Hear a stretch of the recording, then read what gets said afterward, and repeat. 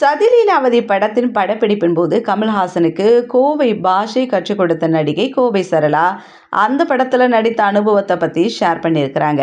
தமிழ் சினிமாவில் காமெடி குணச்சித்திரம் என்று பல கேரக்டர்ல நடித்து தவிர்க்க முடியாத நடிகையாக இப்போ வலம் வந்துட்டு இருக்காங்க கோவை சரளா.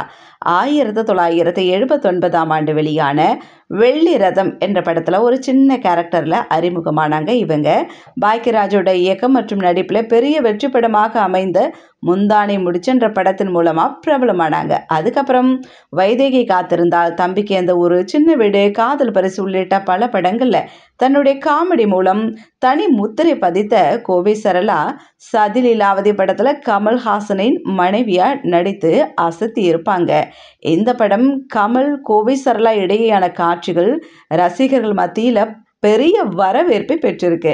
தன்னுடைய இளம் வயதிலேயே சின்ன வீடு படத்துல நடிகர் பாக்கியராஜின் அம்மாவாகவும் இவங்க நடிச்சிருப்பாங்க. அதே போல கவுண்டமணி, செந்தில், வடிவேலு, சூரி உள்ளிட்ட காமெடி நடிகர்களுக்கு ஜோடியா பல படங்களை நடித்து அசத்திய கோவை சரளா கரகாட்டக்காரன் படத்துல நடித்தது என்றளவும் கோவை சரளாவின் நடிப்பை ரசிக்கும் படங்கள் ஒன்றாகவே தான் இது வந்திருக்கு. அந்த வகையில வெளியான ஒரு படம் தான் சதிலீலாவதி. இந்த படத்துல நான் நடிக்கிறதுக்காக நடிகர் கமல்ஹாசன் 4 மாசம் காத்துட்டு இருந்தாரு அப்படின்ட்டு கோவை சரளா சொல்லியிருக்காங்க. இந்த படத்துல அவர் பேசும் கோயம்புத்தூர் தமிழ் வசனம் எல்லாமே சொல்லி கொடுத்தது நான் தான் அப்படின்னு சொல்லியிருக்காங்க. பாலு மகேந்திரா இயக்கத்துல கடந்த 1995ஆம் ஆண்டு வெளியான இந்த படம் கமலுக்கு ஜோடியாக கோவை சரளா நடித்திருப்பது நிறைய பேரைய ஆச்சரியத்தில் ஆழ்த்தியது.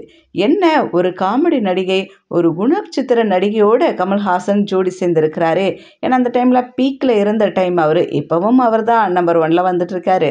ஸோ இத்தனை விமர்சனங்களையும் தாண்டி பார்த்தீங்கன்னா கமல்ஹாசன் கோவை சரளாவோட இந்த காமெடி படத்துல கலக்கி இருப்பாரு.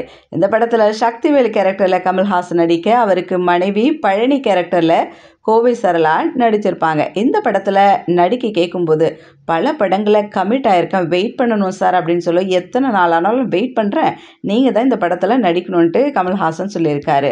படப்பிடிப்புக்கு வந்தபோது படத்துல வசனகர்த்தா கிரேசி மோகன் கோவை சரளாவிடம் கோவை பாஷை நீங்க கத்துக்கணும் கமல்ஹாசன் சார், அவங்க தான் உங்களுக்கு சொல்லி தரணும் அப்படின்னு சொல்லியிருக்காங்க.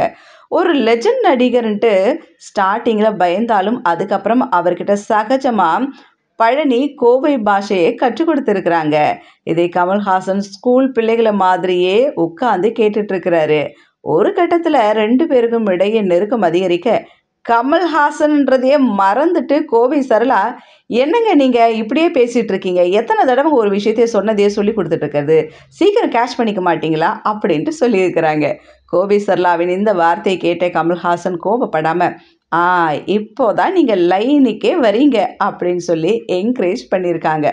அதன் பிறகு ஷூட்டிங் நடந்து முடிஞ்சிருக்கு. இந்த தகவலை கோவை சரளா ஒரு பேட்டியில நெகிழ்ச்சியா பேசியிருக்கிறாங்க.